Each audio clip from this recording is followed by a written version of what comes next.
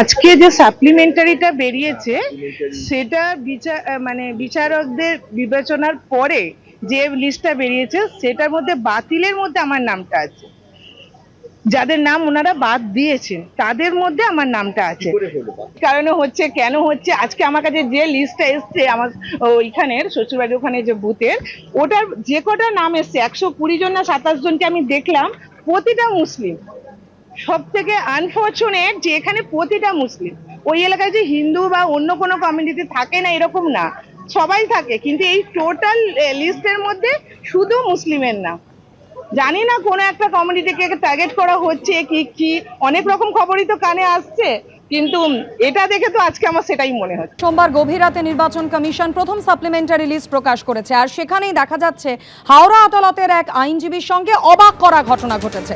প্রথমত আপনাদের জানিয়ে রাখি, প্রথম সাপ্লিমেন্টারি লিস্ট সেখানে হাওড়া আদালতের এই আইনজীবীর নাম বাতিলের তালিকায়। নির্বাচন কমিশনের সাপ্লিমেন্টারি লিস্ট বেরোনোর পর দেখা যায় স্বামীর নামের পরিচয় বাবা, আর এবার তারই নাম বাতিলের তালিকায়। আইনজীবী নাজনীন খাতুনকে বলা হয়েছে ট্রাইব্যুনালে আবেদন করতে। 2002 থেকে ভোট দিয়ে এলেও এবার খসড়া তালিকায় নাম ছিল না হাওড়া আদালতের এই আইনজীবী। আর এবার সোমবার গভীর রাতে যে প্রথম সাপ্লিমেন্টারি লিস্ট বেরোলো সেখানে দেখা যাচ্ছে তার নাম বাতিলের তালিকায়। এর আগে যখন খসড়া তালিকা প্রকাশিত হয়েছিল তখন দেখা যায় স্বামীর নামের পরিচয় বাবা। হাওড়া আদালতের আইনজীবীর সঙ্গে ঘটেছে এই অবাক করা ঘটনা।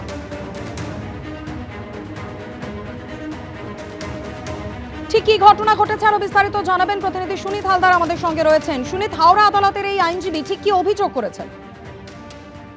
দেখুন, যেটা দেখা যাচ্ছে যে গতকাল যখন লিস্ট হাতে আছে হাওড়া আদালতের আইনজীবী নাজনীন মোল্লা, তিনি স্পষ্ট দেখেন যে পিতার নামের জায়গায় তার স্বামীর নাম আছে এবং এই ঘটনায় তিনি কার্যত ক্ষোভে ফেটে পড়েন এবং সঙ্গে সঙ্গে তিনি হাওড়ার যে মুখ্য নির্বাচনী কার্যালয় জেলা শাসকের অফিসে ইআরওর সঙ্গে দেখা করেন এবং তিনি তাকে পরামর্শ দেন যে এই যেহেতু তার নাম এখনো বিবেচনাধীনের মধ্যে আছে, এই বিবেচনাধীন যে লিস্ট তাতে বাতিলের তালিকায় আছে এবং সেইখানেতে এখন তাকে ট্রাইব্যুনালে তাকে আবেদন করতে হবে এবং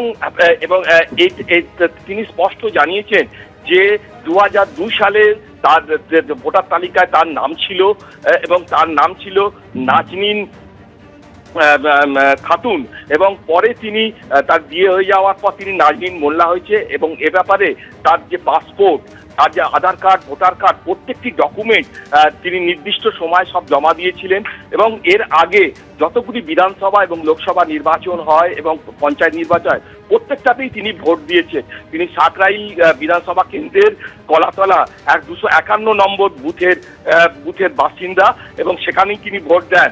এবারে যখন এসআইআর প্রক্রিয়া চালু হয় তখন তিনি যাবতীয় কাগজপত্র তিনি জমা দিয়েছিলেন।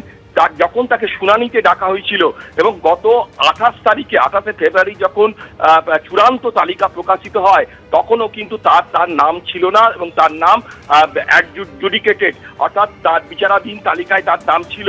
এরপর তাকে ফের শুনানিতে ডাকা হয়, তখন তিনি যাবতীয় কাগজপত্র জমা দেন এবং তারপরেও কিন্তু যে গত পরশু রাতে যে লিস্ট বেরোয় অর্থাৎ তাতে কিন্তু দেখা যায় তার বাতিলের তালিকায় রয়েছে এবং পিতার নামের জায়গায় তার স্বামীর নাম রয়েছে এবং এই নিয়ে তাকে ফের ট্রাইব্যুনালের কাছে দ্বারস্থ হতে হবে বলে জানানো হয়েছে। একদমই শুনি, যথেষ্ট আশঙ্কা আতঙ্কে রয়েছেন হাওড়া আদালতের এই আইনজীবী।